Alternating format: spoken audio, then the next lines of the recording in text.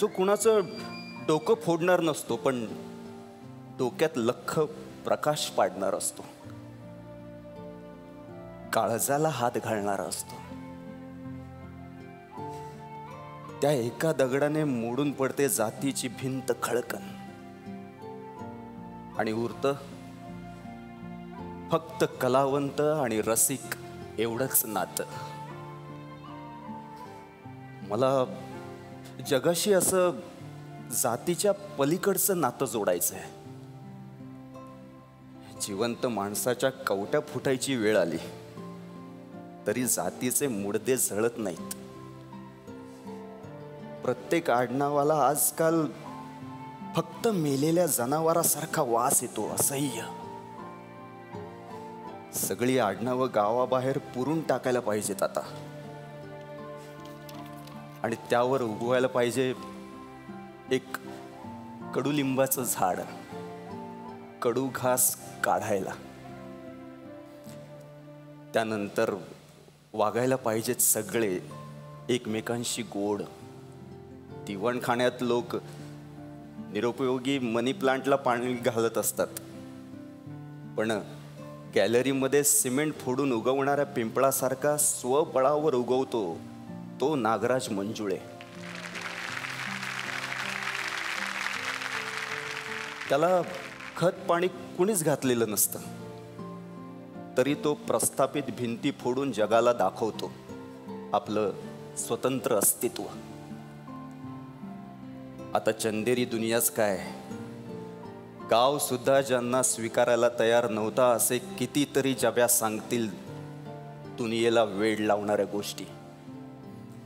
जे आजवर माळावर फिरत पाखरांना सांगितलं, बारवात बसून हमसून हमसून भिंतींना ऐकवलं, ते जगाला सांगण्याची संधी. आजवर बापजाद्यांचं आयुष्य कायदा सांगेल तसं वागण्यात गेलं. त्यात स्वप्न बघण्यासाठी या देशात कायद्याने बंदी नाही हे लक्षातच आलं नव्हतं. आम्ही स्वप्न बघू शकतो हे स्वप्नात पण वाटलं नव्हतं. नागराज, आम्हाला हे स्वप्न दाखवल्याबद्दल धन्यवाद. तुझ्या सैराट स्वप्नांसाठी पाशची एक स्वप्नांवरची कविता.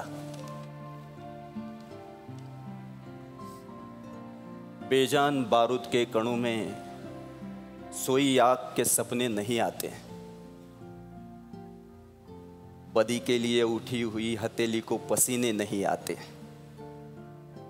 शेल्फ में पड़े इतिहास के ग्रंथों को सपने नहीं आते, सपनों के लिए लाजमी है झेलने वाले दिलों का होना, नींद की नजर होनी लाजमी है, सपने इसलिए हर किसी को नहीं आते. नुसते चळा चळा योको नाही, योको नाही म्हणजे पोरगा आहे माझा. 3D 3D कसला? अरे दीपक डॅशिंग ढवळे. 3D अरे सॉलिड. पुढच्या पिक्चरचा हिरो आहे आपल्या.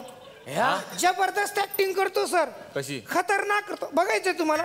हे दाखव रे एक्झाम्पल. ऍक्टिंग जबरदस्त. जबरदस्त. जबरदस्त. हे काय होतं? हा, हे कसली ऍक्टिंग? हे डान्सिंगची ऍक्टिंग केली त्याने आता. डान्सिंगची ऍक्टिंग. तुषार देओल वाजवण्याची करतो तशी. सर तुमचं पर्सनल इकडे काढू नका सर. हेच बघा पोराची काय ती स्टेप बघा सर, काय जबरदस्त स्टेप होती. हे काय स्टेप का केली पण अशी? ते आमच्या घरात लादी पुसायचं काम ह्याच आहे ना, त्याला सवय लागली अशी. अशी सवय आहे सर त्याला. अच्छा अच्छा. सर तुम्ही त्याचा एकदा बच्चन बघा सर. याचा बच्चन जबरदस्त खतरनाक करतोय. बच्चन दाखवा. बच्चन दाखव. मस्त करा. जबरदस्त. जबरदस्त खतरनाक. बघितलं बच्चन? अरे हे काय होतं? हे तर काहीच नाही. एकदा ह्याचा महेश काळे बघा सर. मी त्याला आता मारीन. त्याला मारीन मी आता. नको, गरज नाही. राहू दे आता आपल्याला काय. नको नको. नाही पण याला घेऊन काय जनावराचा पिक्चर करणार काय? हा बरोबर आहे. म्हणजे तुमचं खरं तर होय डायरेक्टर ह्याला घ्या आणि जंगल बुक करा. करा करा करा करा, नाही तर हॉटेलवाले त्याला ठेवणार नाही, त्यासाठी जंगलच बुक करावं लागणार आहे. ऐक डायरेक्टर नाही, नाही. ह्याला घ्यायचं आणि जंगल बुक पिक्चर करायचा. अच्छा, याला घेऊन जंगल बुक पिक्चर करायचा, म्हणजे ह्या कोण मोगली काय? नाही नाही मग मोगली मी आहे. हो. अरे मग हा कोण आहे? हा बघिरा. बघिराची ऍक्टिंग कसली जबरदस्त करतो तो. आपण प्रोड्युसर आहे, आपला पिक्चर दाखवा इथं प्रमोशन. ते आता काय सिनेमा बनवलाय तो सगळ्यांना आपण दाखवूया. जबरदस्त. हा, दाखवा, दाखवा. दाखवा, चला, चल, दाखवा. चल इकडं. हा, बघिरा बाजूला.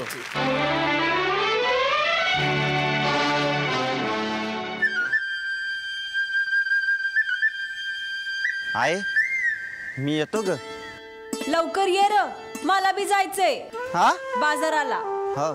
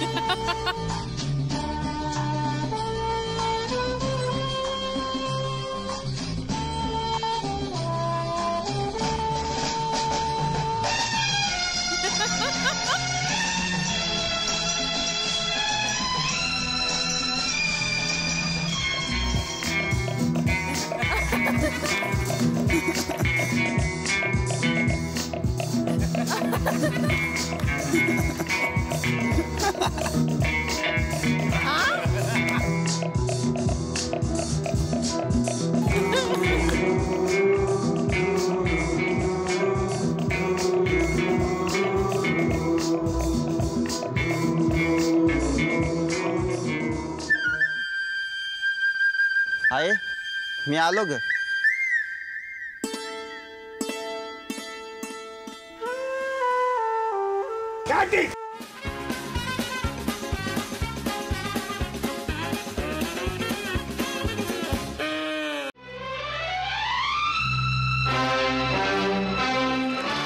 जबरदस्त सर. खतरनाक खतरनाक प्रोमो बनवलाय तुम्ही. जबरदस्त प्रोमो बनवलाय. चला आता पटकन पिक्चर दाखवा.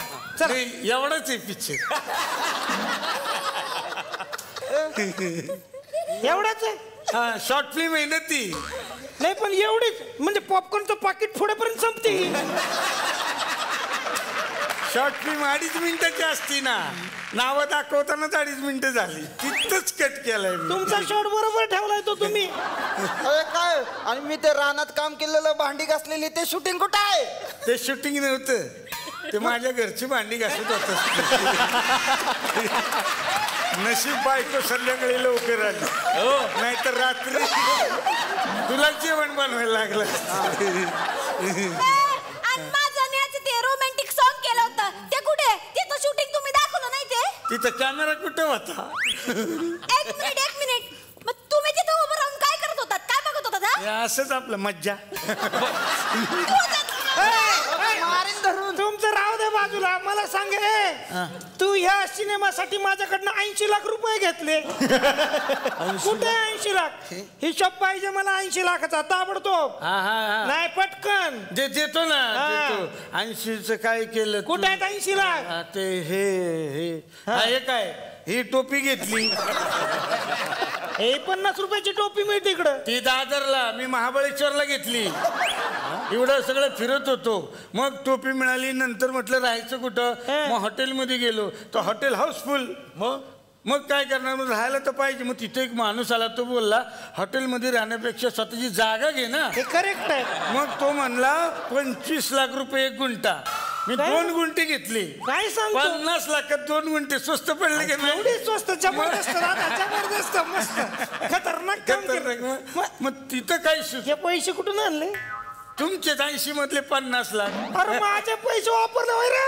अरे वापर ऐकून स्वस्त पडलं ते बघा ना. चिंता कशाला? हे खरं, हे खरं.